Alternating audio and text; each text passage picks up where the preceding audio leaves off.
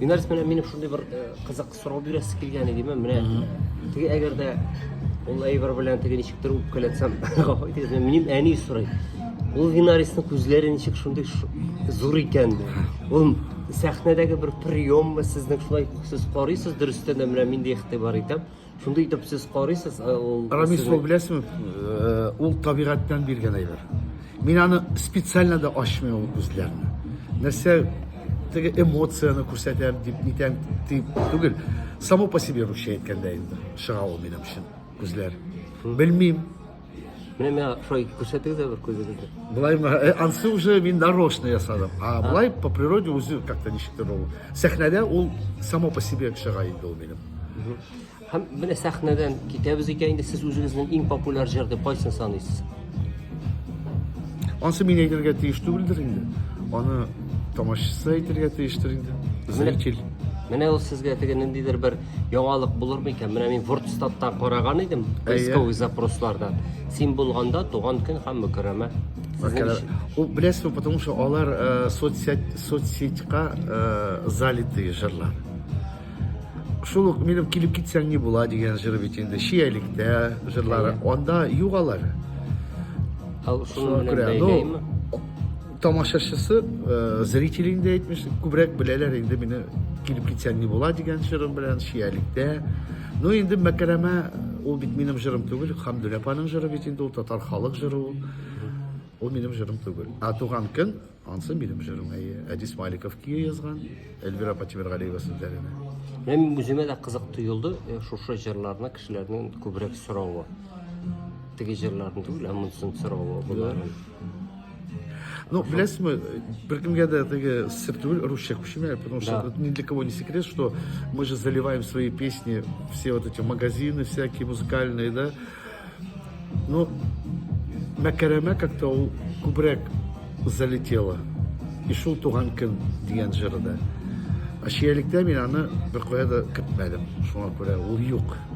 iTunes диләрме анда теге нәрсә бар әле ул җырларны кая куялар. Извините, можно чуть-чуть Потише убрать еще. Да, перебивать. Һәм менә нәрсә мин сезнең турында сөйләр икән дип кызык өчен караган идем. Нәрсә дип уйлыйсыз? Белмим.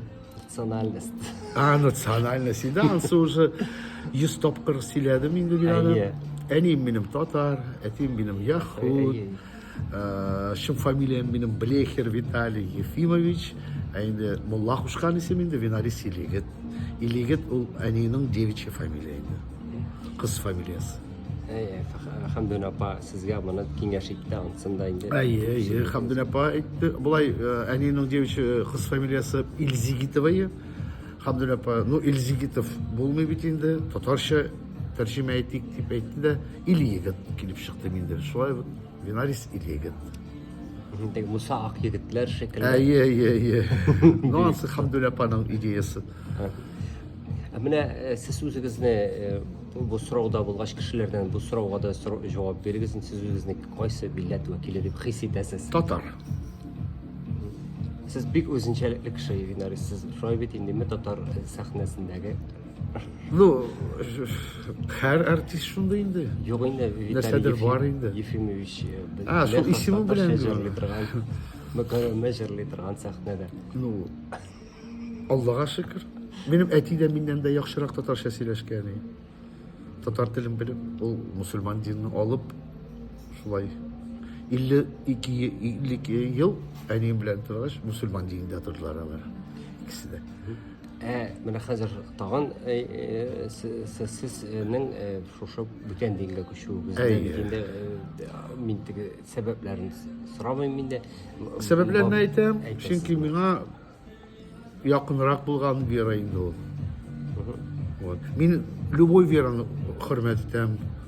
Мусульман дине анда, православный дине анда, буддизм. По званию Отказал. Отказал. Халык чешче. Халык хотят. Как бы, ну, подали это. А моны сөйләшергә ярыймы? Юк, пока Ярыймы. Юк. Але рано миңа. Просто меня әйттем, что я хочу уходить со сцены, а алар как бы вроде давай-ка, может, не надо. Бу хакта әйтергә ярыймы? Ну, то, что СССР, так я, в принципе, уже ухожу потихонечку. Сез сирәк күренәсез дөрестән. Әйе, мен бітім әйтем әлі менің ақша төлесім келмей. Телевидениеға, радиоға, честно айтканда. Қазір бітім ақшада бит іш. Төлейсің, сені қоялар. Төлемесің, значит, сені қоймалар. Я отвечу-то туда, потяжь. Да, Ольга Михайловна. Это возьми из кабинета печать и эту ручку. Это у нас Татспиртпром ведь, да? А, ну Татспиртпром, видимо. Сейчас. Ладно. Кондуктор. А, подожди, Ратмир, у меня... Sizin sumku bek özünçəlikli икән финалист. Күрсәтегез әле. Нишләп ул шундый? Шундай. Брендовый сумка инде. Филипп Клейн деген фирмасы.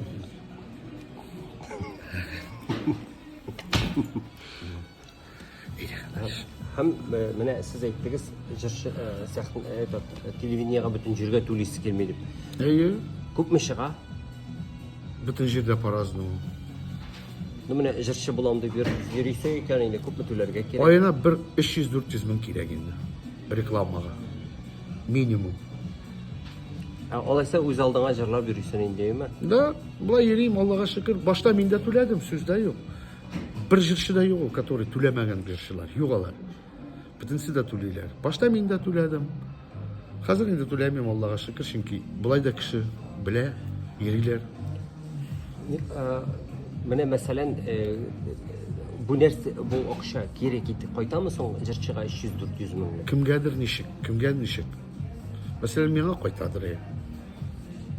Хәзер мин түләмим, ну күп эшләмим дә. Минем икенче бизнес бар, Аллага шөкер. Мине туйдырау, токландыра инде дип әйтим. Нәрсә сез менә гадел дип уйлыйсызбы? Мәсәлән, әйтергә мөмкиннәр бит, телевидениедә яшисе килә, радионда яшисе бар дип сез менә гадел дип уйлыйсызбы? Правительство бар. Правильно? Алар аны карарга тиешләр. Без артистлар түгел, элекке артистлар бер кем дә акча түләмәде. Бер кая түләмәделәр. Хәзер әйтергә мөмкиннәр бит, җырчылар күп. Жырчылар клуб, ну тогда нечего всех пускать урысча әйткәндә. Нехрен пускать. Понимаешь, мин когда беренче тапкыр килдем әйме радиога, али Вафира Гиззатуллина эшлидер радиода. Мин бер 30лап җыр биргән. Шуннан эш кенә җыр алды ул радиога. А хәзер инде син любой җырны алып киләсең дә, акча түлисең дә, пожалуйста, җырла. Элек бит алай түгел. Зато было отсеивание. Теләсә кем кермидер. Менә шулай булырга да мөмкин бит инде. Монда бит шәхси фактор дигән әйбер дә бар. Мәсәлән, син килдең, сине худсоветта кеше шатмады, шәхсән яки син. Анда бит бер генә кеше түгел, худсоветта. Бер генә кеше түгел, бер 30лап кеше утырадыр янда худсоветта элек. Хәзер бит худсовет 1-2 кеше и все. Потому что акча түлиләр. Понимаешь? А дөрес җырлыймы ул? Грамотасы бармы аның? Жырларга беләме, юкмы? Хәзер бит компьютер гысы. Понимаешь? А без еще шул җырчылар, которые еще сами по себе выходили дип әйтим. Финарс, менә шундый очракта булырга мөмкин. Мәсәлән, сез килдегез 30 җырыгыгызны берсен дә алмаган булсалар. Нишләр иде? Ничего, китәрим, просто китәрим. Для себя теге самодеятельно гына әйтеп җырларым, банкетларда фәлән нигә барып. Самодеятельный уровеньда. Понимаешь, мин аның өчен 8 ел укыдым. Сәхнәдә үзеңне тотарга ничек, җырларга ничек. Понимаешь? А хәзер бит бер кайда да укымыйлар, бер нәрсә дә белмиләр. Нота дигән нәрсәне белмиләр. И җырлап йөриләр. Понимаешь? Шусы обидно. Менә мәсәлән бер җырчының шулай дип әйткәне бар иде бит инде, әйме, теге җырлар кабатлана дигәч, ноталар җидәү генә бит инде, алар кабатланмыйча нишәсеннәр дип инде. Сез ничек уйлыйсыз менә? Ноталар җиде, но звуклар күп бит алар. Понимаешь? Ул нотаны берничә нотага да салырга була. Димәк, сез вокал буенча бит хор мәктәбендә укыгансыз. Сезнең менә нинди белем үзегезнең? Мен башта окудum хоровая школа мальчиков bizde, Пермьдә 7 ел окудым мин анда, вокальный факультетта, именно академический вокалда. Аннан соң мен культпросвет училищега кирдим, но аны укып бетермәдем. Аннан соң институт культурага кирдим, кафедра режиссурага. Бу кайда? Пермьдә, Пермьдә, иә. Ә менә сезне менә сәхнәдә тотауыгыз менә үзенчәлекле бит ул үзенчәлекме менә сезнең ул шушында бирелдеме әллә кешене укытып шулай харизма биреп буламы кешегә? Yok, харизма ул бар, если есть, то есть, нет, так нет дигән сүз. Әйме тумышынан инде ул. Минем әни дә шундый эмоциональный кеше, әти дә минем шундый кеше. Но гомумән сәхнәдә үземне тотарга мине күбрәк Хамдун апа өйрәтте. Шуңа күрә минем күбрәк Хамдун апаның ноткалары бар. Җырлаганда да, сәхнәдә үземне преподношение белән шул энергетиканы бирү тамашасына ул Хамдун ападан килгән дип уйлыйм инде. Ну, институтта да укыдылар бит, мин бит режиссура кафедрада, актерский мастерство бар минем анда, предмет буенча вокал да бар. Сәхнә бизәлеше вот полностью безнең шул керәдер институтта.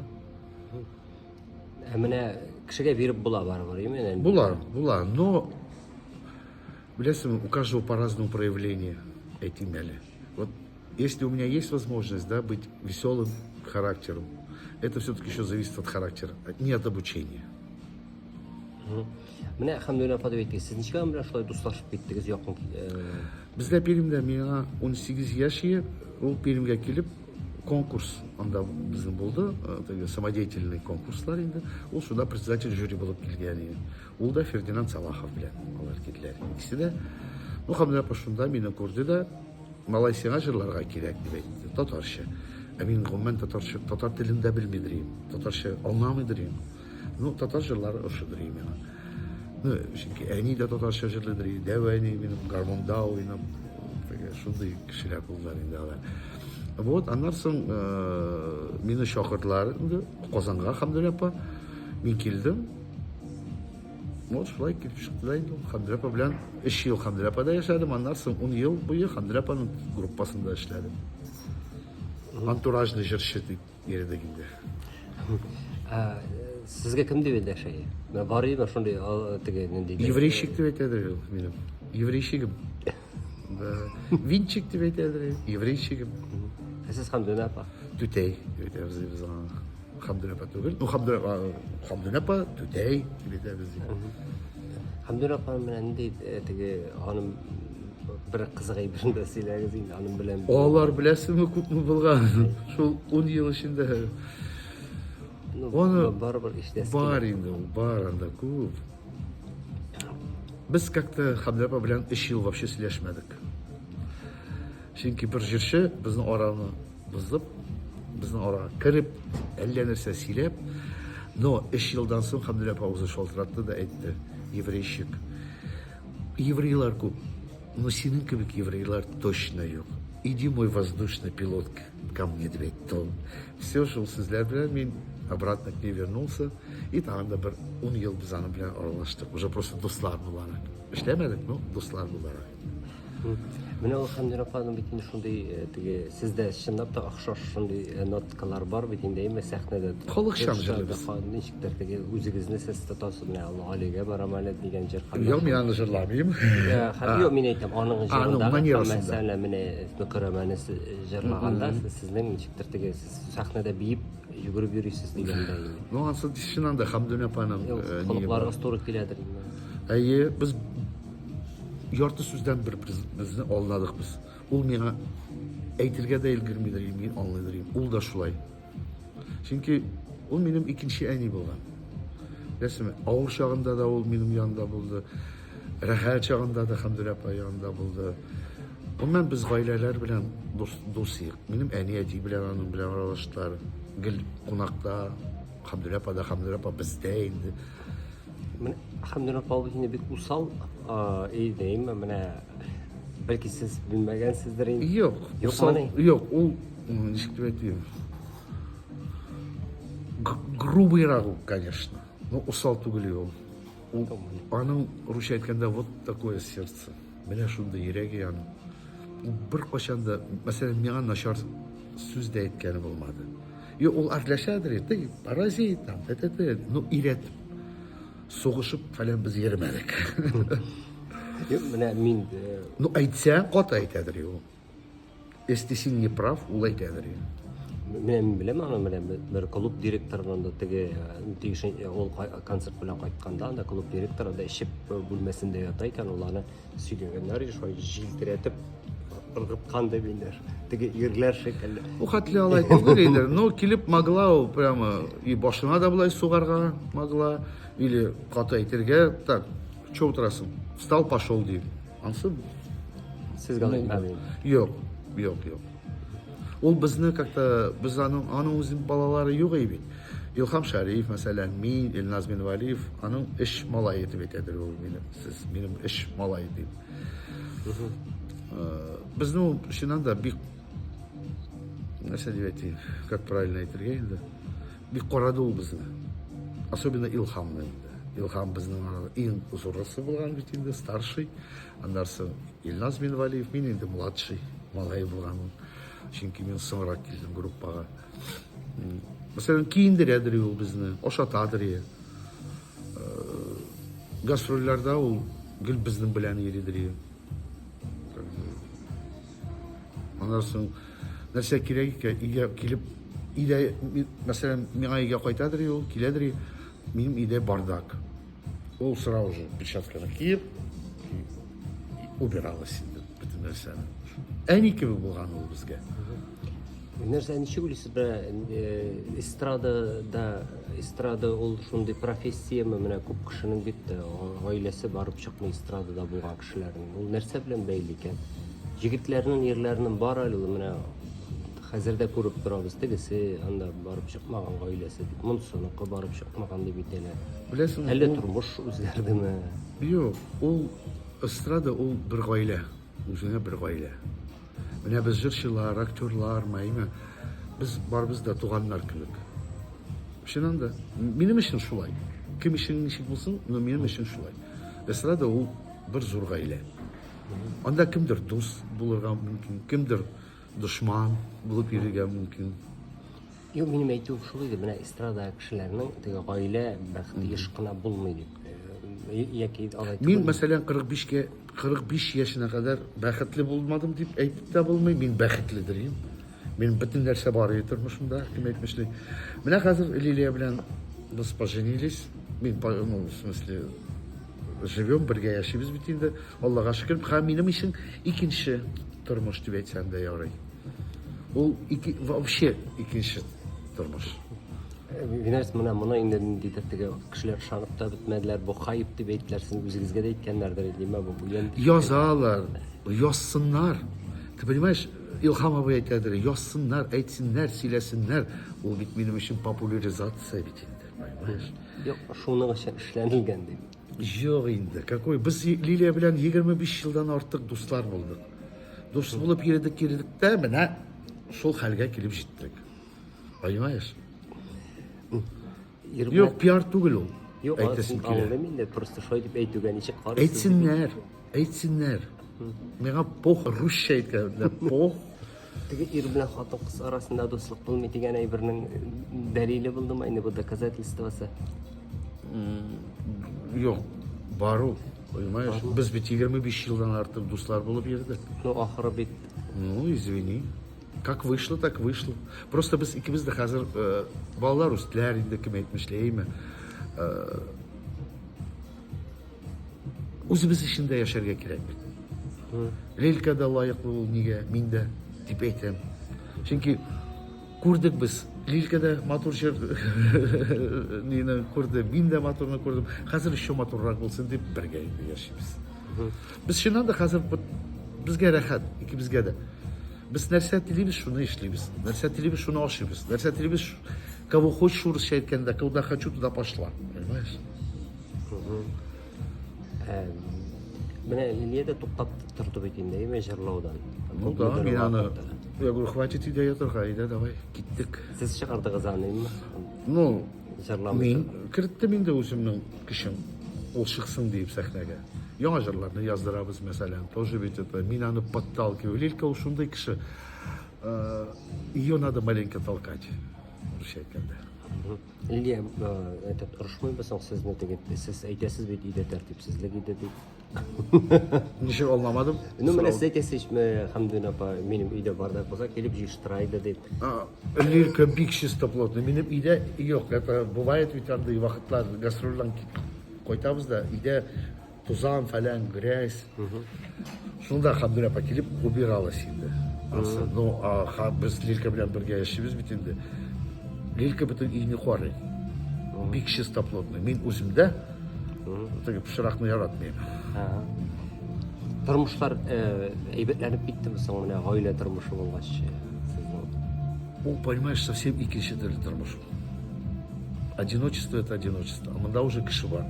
Иге қойтасы келе, понимаешь? Иге қойтасың уже ошарға әзір. Сені кімдер иде күтті. Привет, сөзінде іштерге, вот самое лучшее. Киш білән отырабыз, әйме телевизор қарап, чай ішіп алабыз. Лилька и постряпаться ведь любит енді. Пішікші бит енді ярата енді пішірге. Бик тәмлі пішірі ол. Ошарға ярата мен. Ошата мені. И вообще, вот мен, так, по-русски как сказать, вот что вот в жизни, когда идешь один, сложно, да? А когда кто-то рядом есть, уже легче идти, понимаешь? И даже уверенности больше в жизни. Как это вот правильно сказать? Шанычка керек тұрмышқа. Шанычлырақ өзіңді тұтасың. Да, yok, өзімгеде de ничего yaşadım ben. Но қазір Лилия болғаш, миңа жеңілірек yaşarga. Mesela проблемалар болса, бізге уже у проблемалар на двоих енді. Уже Лилия өзінің мудрости білән нәрседір совет бере енді ол миңа. Мен аны тыңлайым, прислушиваюсь, бір қашанда жоқ деп айтмайым. Чөнки Лилия ол мудрый қатын. Міне сіз біраз тігін еттігіз бейті әлі кетем эстрададан деп айттыңыз. Лилия қаладыр бетіңдер? Яки сіздің ол кетуіңіз неше болсыз? Менің қазір екі бизнес бар, понимаешь? Ол миңа ақша көбірек кетеді деп айтайын. И жеңілірек. Понимаешь? Эстрадада бик ауыр бит инде эшләргә. Бик күп энергия ала ул. Минем лаунж-бар да бар, банкетный зал бар, да, как бы. Бәләкәй булса да кибете бар безнең. Миңа җитә. Зато бер кайда йөрәсем. Прямо менә шәһәрдә генә. Рәхәт. Һәм акча түлесе юк инде. Юк, акча түлесе юк дип, ну, һәр бизнесның үз расход бар бит. Беләсең. Юк, мин әйтәм, телевидениега дип әйтәсез. Ну, Лилька вот йөри. Аллаға шөкер. Барбыр Лилия миннән популярнырак дип әйтим. Лилия более мәгънәлерәк миннән караганда. Понимаешь? Мин бит шунда шуточный җырчы. Ну, андай җырчылар тоже булырга тиештер. Да, төрле булырга тиеш бит инде җырчы. Ну, мәсәлән, мин Лилиягә ход бирәм, пожалуйста, эшләсен генә. Шулай да шул кадәр тегез күп зур соннарны әйтеп сез шаккаттырдыгыз мине 300-400 мең түләргә. Рекламага дисең. Шуның кадәр. Еще больше түлиләр. Шул топовый артистлар, беләсеңме, күпме китә аларның. Безнең бер уннап только телевидение бөтен Россия буенча. Согласись? Радиолар 20-шәр. Түләмәсә берсе дә алмыймы? Yok. Yok, алалар, но алар не крутят. Понимаешь? Даже этим инде радиода, да, именно чтобы дать песню, пишма акчасырла, 7 мең акчасырла, чтобы фонотекага архивка, чтобы было 7 мең түлиләр. Мен ни за что да түләмим. Аласыз, пожалуйста. Алмыйсыз яңа җыр. Значит, кирәк түгел ул. Бу җырны яздыру менә күпмегә төшәсең үзең. Бу бит инде менә сезнең продукция булып чыга. Сез продукцияны да бирәсез, акчасын да бирәсез. Естественно. Клип белән бергә 300 меңгә төшә дә инде бер җыр. Минимально. Хәзергә. Это аранжировка. Башта ки язучыларга имя, композиторларга, автор слов. Аннан аранжировкага, музыкантларга отдельно түләргә кирәк. сведение таушишин, отдельно ақша төлейсің.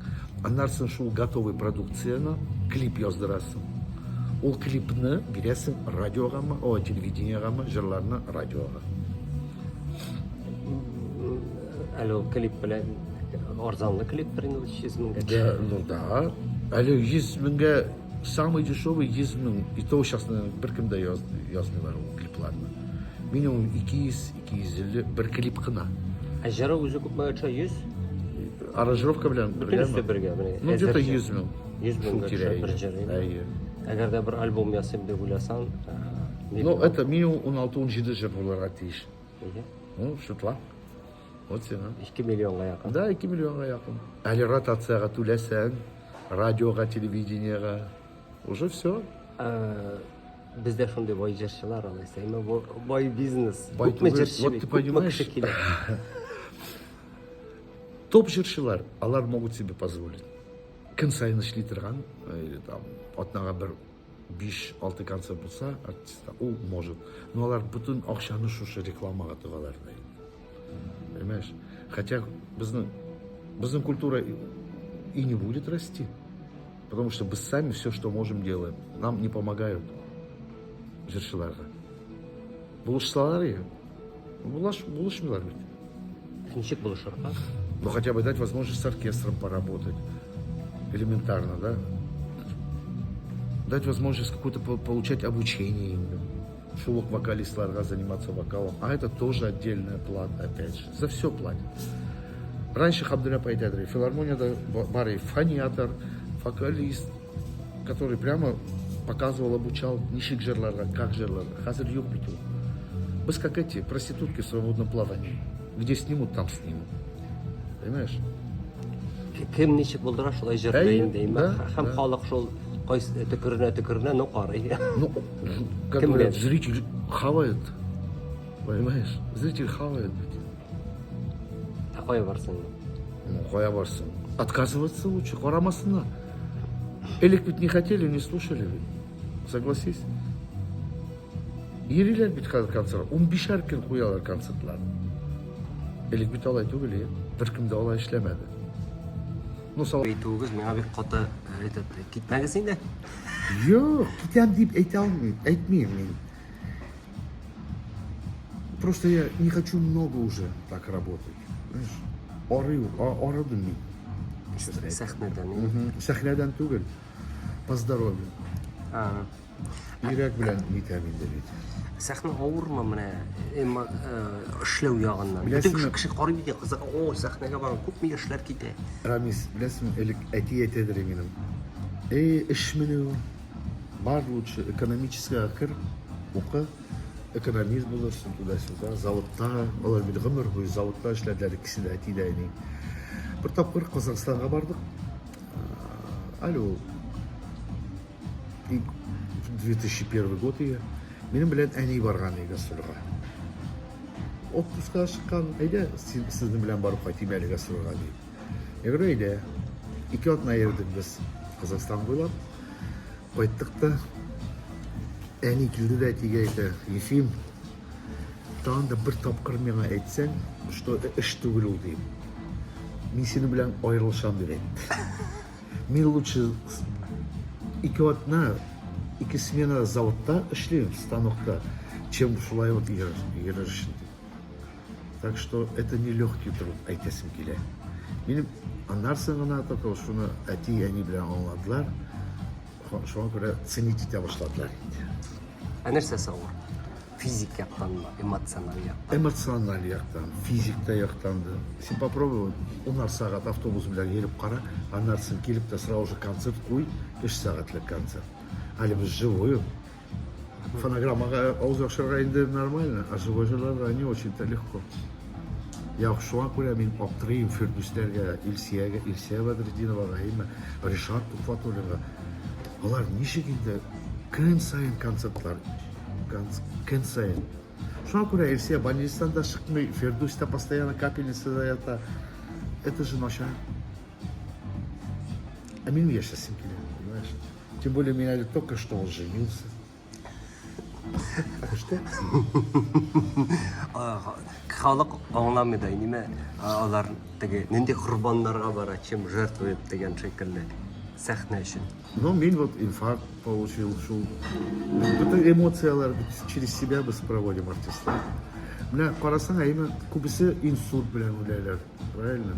Инфаркт үләләр. Ну, конечно, язва желудка там үләләр тоже, понимаешь, артистлар. Ну, көбісі инфаркт, шул инсульт белән. Чөнки все проводят через себя. Теге расписаниесіз ашапмы? Теге ничек дип әйтим, расписаниесіз дип әйтим. Yok, her жерде есть ведь тема именно.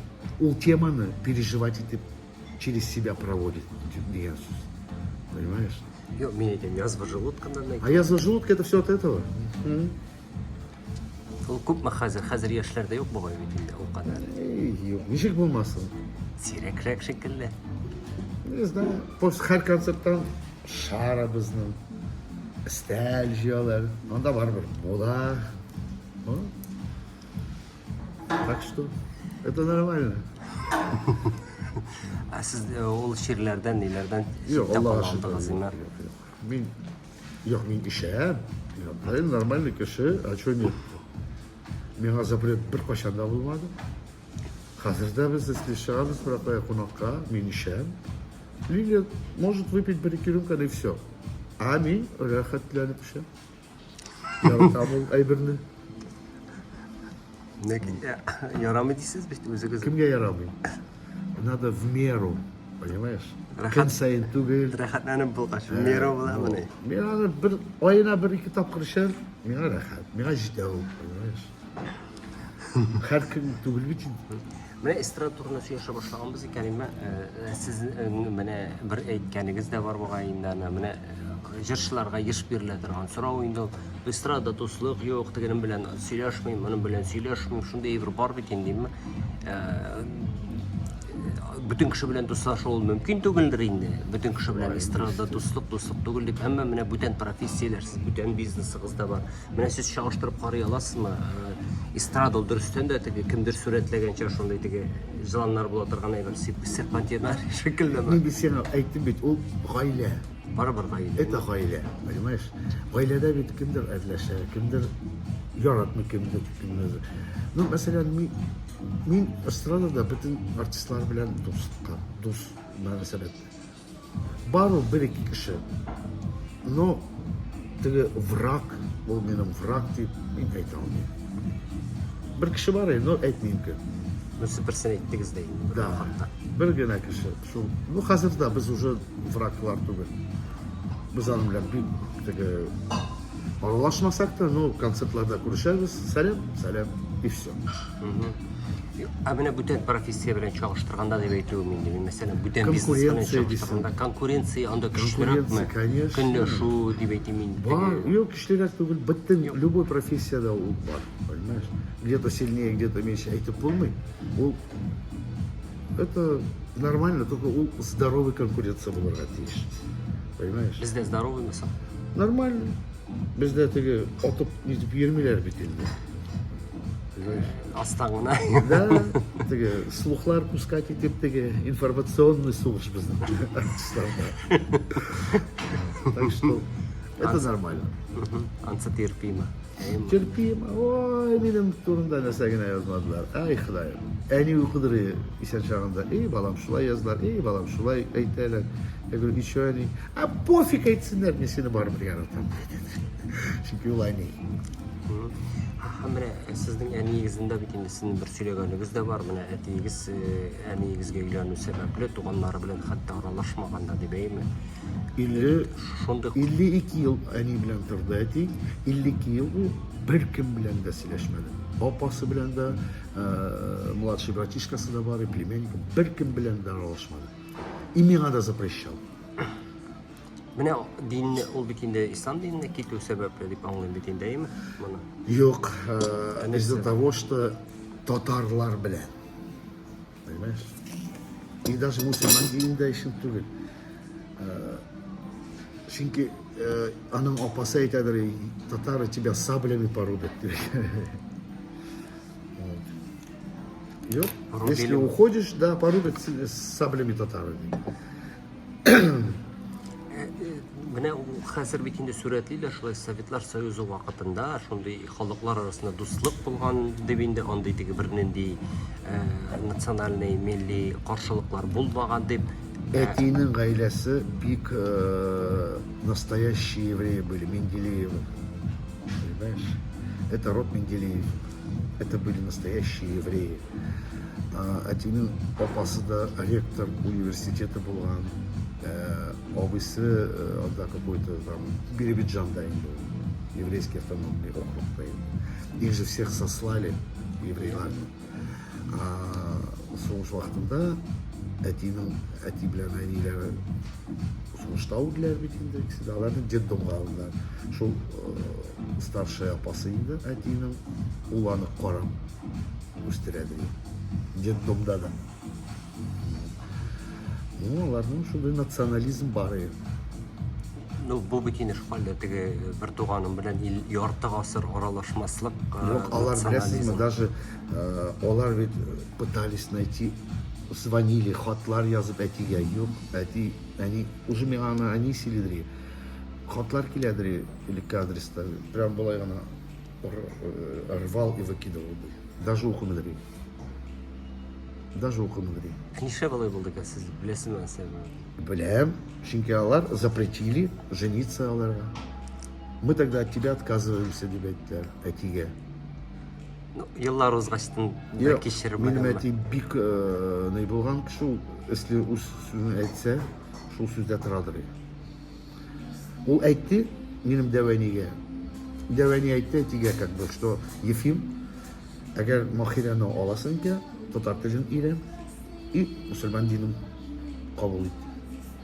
Әти татарча бер ел эчендә татар телен өйрәнеп, сөйләшергә өйрәтте и мусульман динен алды. Шулай гына Махирә аның хатыны булган иде. Шул кадәр мәхәббәт булды микән? Бик. Алар беләсезме, даже когда в конце жизни теге ике голубкалар кебек утыралар иде. Әти шигырьләр сөйләп әнигә, җырлап, аңа багышлап, беләсезме, шулай. Яраталар инде бер-берсен. Ансы сүздә. Прямо. Хәзер ул әтигезнең туганнары белән Юк, әти миңа яки үләр алдыннан әйтте, балам, если будешь хоть с кем-то с ними общаться, не с того света сиңа вот так күрсәтер дип әйткән. Юк, это ул миңа беләсезме нәрсә дип әйтте? Ул кешеләр синең әниеңне, синең дәвәнingне не приняли. Ты понимаешь? Если бы они приняли, ну, они же әйтте ул, поручайте это. Короче, если бы они твоих родителей не приняли, тебя бы не было бы, понимаешь? Что ценить их, этих людей, которые не приняли мой выбор, не согласились с ним, понимаешь? Принципиаль кеше булган икән инде. Ул еллар буена кеше бит бар. Ул 20 елдан да артыктыр инде. Мин Мәскәүдә только открылась это «Жди меня» киоск бар бит. Мин шунда, по слухам, әни сөйләдер миңа әтинең туганнары турында.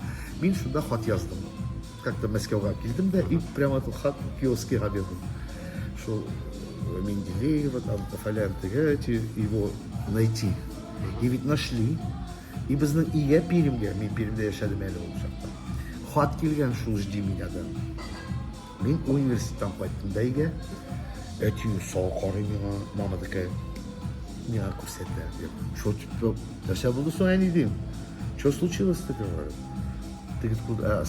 Без кухняга киттек әни белән, әти залда утыра, минем белән сөйләшми. Ты что, говорит, там, куда письма-то отправлял? Я говорю, какие письма? Я уже забыл. Ну, ярты елдан соң гына килде ул миңа хат. Ты говорит, кого там искал-то? Я говорю, кого искал, мам? Ты объясни, что случилось? Вот «Жди меня»дан хат килде. Андан соң гына мен вспомнил, что мен хат яздым бит инде «Жди меня»га. Родственники пишут, ищут нас хәзер, хотят встретиться. Ну, залга кірдім де әти была. Че, родственников мало тебе, что ли, это? И вот мне такую лекцию прочитал. Я тебя, говорит, прокляну, говорит, если ты будешь, говорит, искать этих сволочей тебе. Понимаешь? Ой-ой. Так что, усал булган. Минем әти. Хамдулля па усал дибез. Вот, минем әти усал булган. Но мине яратадыр ул. Ин ярата малай. Винар sizde en iyisine şu kadar yaratıp söylüyorsunuz. En iyisi isminin isimde mengileştirdiniz diye aytıp bulayım Я değil mi? деген банкет зал аштым мен ана. Şu kadar yarataydık sen. İkisini de әнейін де әтейін де. Çünkü миңа тұрмыш берген кішілер бит инде алар. Yok tege nişki beytim sayın gel gözetmeyiz bit indi bunday haline de mesela tege hatta şulay tege ismin mengileştirgen şaraplarına bir kez gözetmeyiz. Durmuşta diye beytim. Benim туғандар да айтады, сен маминкин сыночек деп. Әйе, мен маминкин сыночек. Çünkü мен әнейімні Рушек, если ты не любишь мать, ты не любишь ничто в этой жизни. Понимаешь? Ты не сможешь любить никого. Әнейімні яратмыша. Понимаешь? Вот я считаю, что если человек, который хоть слово, хоть разом предал мать, это уже грешный человек, и там точно ему в ад сразу же надо дорогу открывать. Никаким золотом ты не откупишься. Никаким. Потому что святое имя это мама. Эни. Это же изгейсим, правильно? Балалар да булырга может, хатын булырга, но Эни ул берден бер киши. Benim için. Все остальное приходящее. Балалар да mı? А? Балалар. Балалар, да. Потому что балалар могут тебя предать. И они никогда не предастся. Винар siz bana en iyisinin bir ağır gitti bittiğinde değil mi? Yok, ауыр кетмеді ол. Ол көп ауыртым, долго лежала, болела, но она никогда не лежала. Она до последнего дней, она за жиды ішінде янып. Коронавирус бітінде, онкология болған. Біз онкологиядан 8 ел почти. Шоу көрейді ол. Ну, боли, бір нәрседе мучение олай болмады. Біз все тырыштық, как бы, чтобы все лечить, делать. Yok, были, конечно, баш, но таких резких болей не было. Она все на ногах до последнего. Вот последняя жиды кенешин да вина ол. И то больницаға лякты да ол. Еридірі, екі күн еридірі, анасын yaptı уже. Allah, так көп кіші кетті. Біз ведь только вылечили, можно сказать, у онкологии. Біз ведь нафталаға барып, такие лечения принимали, чтобы от ақша, ну ақша тип не жалко енді. Просто біздің лимфома 19 сантиметр в объеме ұлдайым. Анда лечение прошли, біздің ішкіне сантиметр қалды, білесің. Врачлар, мұнда онкология әтлер, как это там? Вы говорите, где проходили? Я там объяснил все, слушайте, да, сізге ол бұл ұшқанды лечение. И қойттығын Азербайжаннан баратына да өтмеді. Шо корона, хотя бір кімне де не пропускал я к ней, әнеге. Баян ляқтырды, білмей. И жидікін ішінде прямо янды да. Әлі ол 1 июньда болған бит әлі. Балалар күнінде бит енді ол. Шындай меңа буляк дейіп, та буляк түгел, это просто, что помню, наверное, білейін. Еладыңыз ма? А? Еладыңыз ма? Еладым. Мен қаманда еске түсірем де елайым. Потому что benim için en iyi eti bilen bir yakın kişiler yalan. Şular. Bilmem sahabına vafut kısmı min sizin bağlarınız var mı? Нет у меня официальных bağlar yok. Официальных bağlar yok. Teki bağlar хыянат ettirgen mümkün diye aytkandan aytım şoňa. Ну, бывает. Бывает такое, 100% бывает андайлар. Білем случайлар до хрена андайлар. Да. Bывает. Hem tam bir sormak istedim ben bu sahneden gitken idik indi barbar sahnedagi tegi hayıp siz bana nişik qarıysız mana hazır bitin Tatar sahnesinde türlü tegi hayıp usullары şulay kullanıla Rossiya sahnesindeki şekilde. Zaman nasıl bitildi? Zaman nasıl? Siz nişik qarıysız ama mana jırşığa kelişeme ol siz nişik ойлайсыз? Келешедік деп ойлаймын. Потому что, ну, bütün жерші хайп будет қазір. Нәрсе айтсаң да, согласись? Бик тәртипле булганнары. Нәрсе була ул хайп? Синең өчен хайп нәрсе ул? Юк, менә Пример. Хайпның мәсәлән шундый ысуллары Bilem meselen ele gelen buldu. Bir çerçe bitinde ayrılışkan şekilde buldu. Hem onu anladım. ettiler. Indi hazır ol hayıp dip onu ikinci başka jırşılar hatta ettiler. Bu Ты hayıp. понимаешь, иногда из трусов штанов доставать не стоит. Хайп в плане вот того, что болезнь, имя, разводlar. Вот у нас даже біздің Лилия белән женитьба көбісі хайп деп әйттілер. Ол хайп түгел, ансы біз аны шығармадық, мәселен, да. Мен предложение жасадым, Алсу Паракшина шуны сняла, поставила в Инстаграм. Все, ну, соцсетьларға қойды. Все, ол, білесің, біз итте белән тұрдық та Лилия белән. Мы звезды с тобой, деп әйтті Лилия. Я говорю, в смысле, ты сен қарайлы? Я говорю, нәрсе соң әлі? А у меня звоноклар бара, мен беззвучно қойдым. Бір 200 звонок болғандыр енді мен анда ол күнде. Ты говорит, понимаешь, что говорит, мы с тобой натворили? Я говорю, в смысле, что мы натворили? Ты говорит, мне предложение сделал? Я говорю, вот мене сняла результат. И там на самом деле там миллионные же просмотры же были. Масалям, вот, ну, это хайп считается, да? Күпмедер дәрәҗәдә әйе, чөнки ул публичный урында ясалган. Тоқтаны біз бит өзіміз публичный кішілер. Что Лилия, что мен. Ну, юк, мансаның зыяны, бұл керісінше матур вақиға, бұл Yok, кішілер анда да күпме yazdılar, sen özünde ettin bit, күпме yazdılar. Что это, пиар үшін, да какой хрен пиар бізге уже. Лилия 30 yıl сахнада, мен 25 yıl сахнада.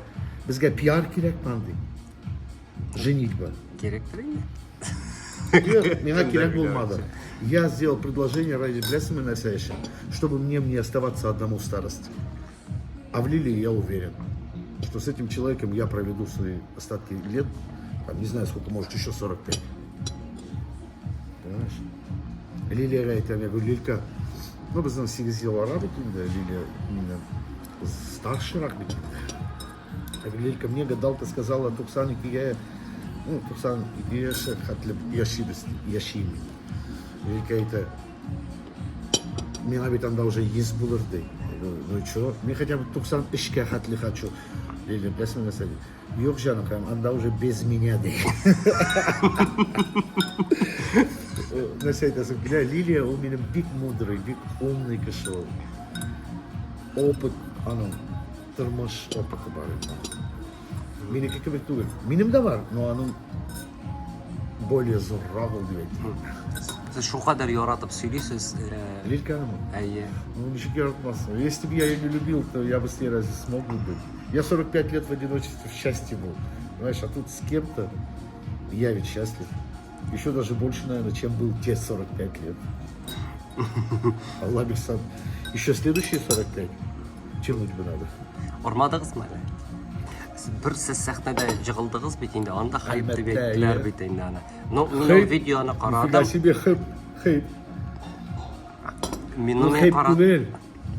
Это я реально упал, я прорвал шов, могу показать, мне зашивали ногу, и это считается хейп?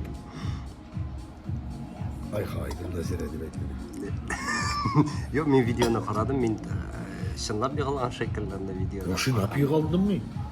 Мне же ногу зашивали же.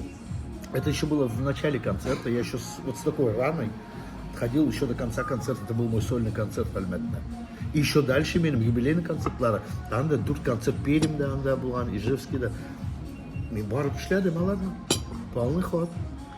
Ну, şu kadar berilip büyümezke idalıyız. Либо отдаваться, либо не отдаваться. Ansırlay iyi. Понимаешь? Таких не отдающихся вон полная эстрада. İyi siz bana estradan aytasiz.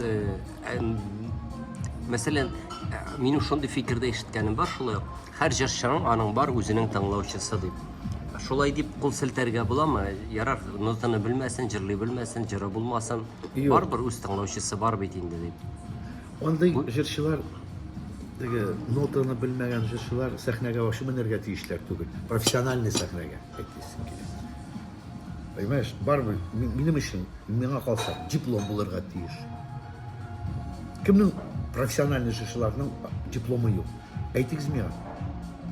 Альфия Абзаловныкы бар. Күбесе әйтәләр Альфия апаның дипломы юк. Ничек булмасын? Ул укыды. Понимаешь, аның образованиесе бар. Хамдүнә апаныкы, а? Темаев. Чамаев на образование своих, что ли? Училище. Но училище это не образование. А некоторых даже училища, даже первого курса нету. Ялар уже сахнада профессиональный журчилар, профессиональный актерлар. С этим я не согласен, понимаешь? А bu nereye getirecek Vinaris? Ne şekilde? Развалу. Нормальная эстрада, нормальный вокал. Aşunan nerse bula күпмедер вакыттан соң. Белмим. Кая барып чыгабыз? Белмим. Алла Таala, мин Алла түгел бит. Юк, менә нәрсә китергә мөмкин? Менә мәсәлән, кем тели шул бара. Һәм сез әйтәсез, ул шундый анда затратлар дисез, әмма шират бит барырга. Ну, mesela білесің мен нәрсе айтасым келе. Ол Министерство культуры бар біздің, әйме. Министерство культуры шуны қарарға тиіш. Понимаешь? Вот шуны алынарға керек. Қазір, потому что Министерство культуры ничего не стоит, не значит. Ни для кого. Ни для кого. Шинанды. Это прямо обидно. Реально обидно. Нишләргә тиеш алар? Или бірнеше филармония, бір филармонияда еме, бірнеше отдел бары. Эстрадный, академический, джазовый, фольклорный отделлар бары еме. Мен Қазанға келгенде, мені алдар эстрадныйға. Хамдулля Павлов тоже эстрадныйда, мен аның группасына кірдім, как бы, антуражный жерші болары. Онда попасть было невозможно, только по каким-то доказательствам, и ты должен был доказать. Мы почти бір ел эшләдім, за 5 с чем-то рублей нам был час, ставка, знаешь, чтобы доказать. А хазар филармонияда бір нәрсе де yok. Фольклорный и все. А, джазовый бар. И то там біргене Лидия Ахметова. Все. Ни эстрадного, ни народного отдела, ни полного фольклорного нет. Музыкантлар yok. Или каждая группада музыкантлар бар, ставка тулилер. Понимаешь, любой бьющийга, бэк-вокалга, Хамдулля Павлов группада бар, экибаянщик, гитарист, клавишник, барабанщик, утрадрый. И потенциально окша тулилер. Хазыр yok бит ул. Biz хазыр все в свободном плавании. Ул әйбәт дип әйтеләр өчен. Нәрсә турында әйбәт ул? Ну, свободное плавание, министерство тагылмаса әйбәт. Нет, я считаю это неправильно. Тогда зачем оно вообще нужно министерству, получается?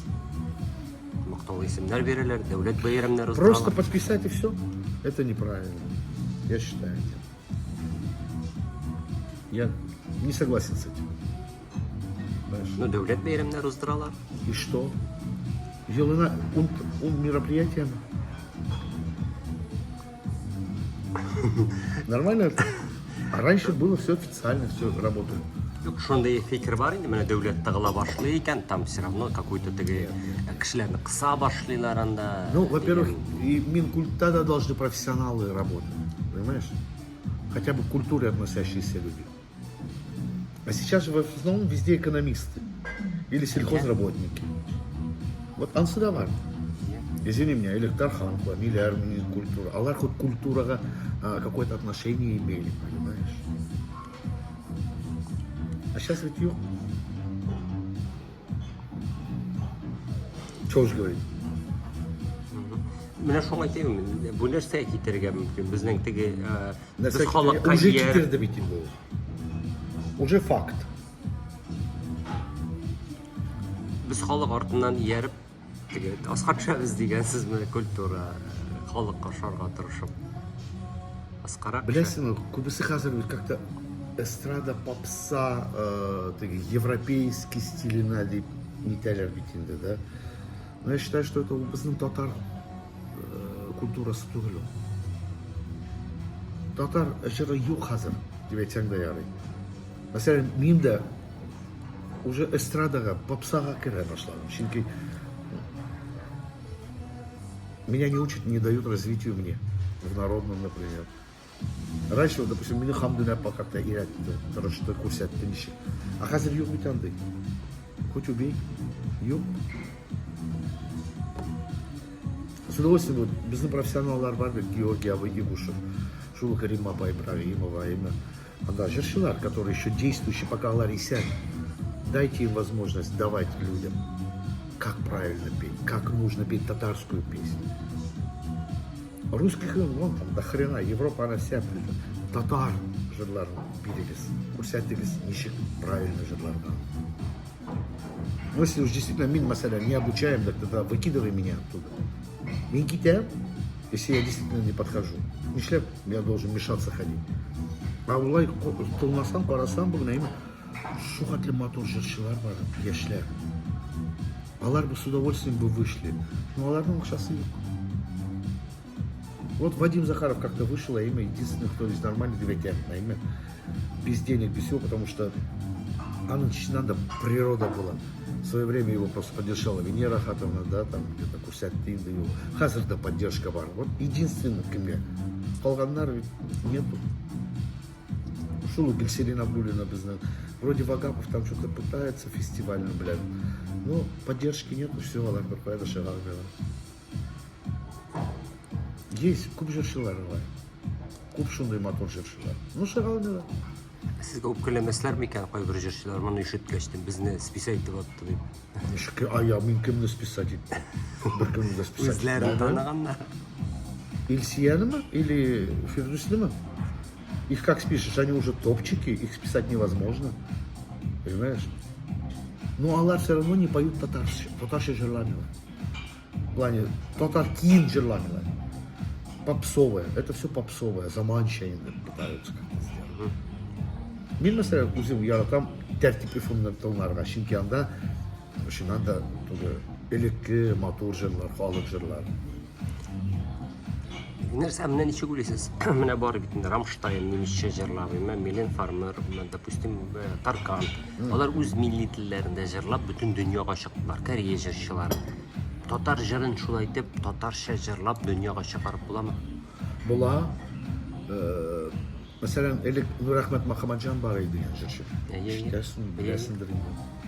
O birdən bir tatarşa istəymi? Altın medal alған kişi. Tatarşa jırlab Rus конкурсында. На всю Россию. Опять же, кто не дал выйти? Узбекские татарлар. Нет, чтобы поддерживать, давать возможность развитию. Нет ли? O konkursan kildi de звание da bilmediler, kvartira da bilmediler. Еще филармониядан kurdular, şulay deyip. Узимира лично селяду. Понимаешь? Вот где нужно было Министерство культуры. Взять его и привести. Ведь певцы, такие люди, их надо вести. Понимаешь? А у русских, у них продюсера, конечно. Они артистам не думают, куда что платить надо. Там все продюсера делают. Просто біздің эстрадада юанды продюсеры. Вот повезло кому? Ильсе Бадретдиновой, у нее прекрасный продюсер, она же администратор, директор Гузель. Вот ей повезло. Вот она увидела талант, поняла талант, взяла. Ильсия деньги не выдавала, Гузель платила, все делала, все договаривалась. Вот Ильсия вышла, потому что у нее профессиональный директор. Шулук Фирдусным Узинным есть этот мозг. Но он сам по себе такой еще, мешар, блядь, пробивной. А так все. Siz менә шулай дип әйтәсез, димәк сезнең әтиегезнең туганнары хак булганмы? Сине татарлар шулай булган дип әйтәсез. Нәрсә турында? Менә татарлар уздырмый дип әйтәсез бит. Yok. Milli характер түгелме бу? Татарлар не просто, ну, Рахмат турында әйттем, что они не смогли. Это и не татарлар, это наше Министерство культуры должно было помочь. А не татарлар. А именно Министерство культуры должно помогать. Почему я говорю, для чего тогда нам Министерство культуры? Чтобы просто вот эти значки выдавать. И все. А где развитие? Опять же, где у нас? У нас уже и оркестров-то не осталось нормально. Шутиковские то пытаются вот уже развалить. Больше нет оркестров. Госансамбль у нас там, в Казани там. Но не тот уровень. Я вспоминаю, когда приехал, да, госансамбль, Лим Магариевна Вара, директор Аиды. Вот была программа там. А сейчас что госансамбль где? Нигде. Их даже не слышно. Ну, стоит госансамбль. А они же раньше на весь мир гремели. А сейчас что? Отгремело? Tag'in bir so'rayman endi, mana siz biz tatar turunda ish сөйләшәбез бит. Инде менә сез җырчылар халык белән күп аралашкансыз төрле җирләрдә. Менә шундый теге соңгы елларда бик шундый пессимистик фикерләр әйтелә бит инде татар халкы теге озакланып бетә, әз генә калды. Тагын шуны хәле яши алмыйбыз инде. Не согласен. Сез ничек уйлыйсыз? Не согласен. Татар булды, бар һәм булачак. Ничек булса да, бер татар булса, татарча сөйләшергә белгән кешеләр, уже татарлар бар дигән сүз. Понимаешь? А хәзер кара, даже син үзең әйтәсең, җырчылар күп. Это что означает? Значит, им интересно, правильно? Это с одной стороны плюс. Но, опять же, вернемся к тому, что развития нет. Не дают развития. Понимаешь? Но татарлар булачак. В любом случае, без гордость мира, без татарлар. Çünkü biz yaratабыз өзімізді. Yaratабыз татар, вот мен mesela өзімнің турында айтам. Мен бик горурланам, мен татар болам. Менің әти әйтеді, мен еврейский татарин. Понимаешь? Шул, мен де шулай айталам, мен татар. Менә вот яңа 15 март көнне лаунж бар ачтым, Аллаға шүкір. Буда безнең кухня да бар, бар да бар. Игровые комнаталар балалар өчен. Отдельно VIP комнатасы бар безнең. Безнең монда татарча без кичәләрен дә үткәрәбез. Проектлар күп безнең.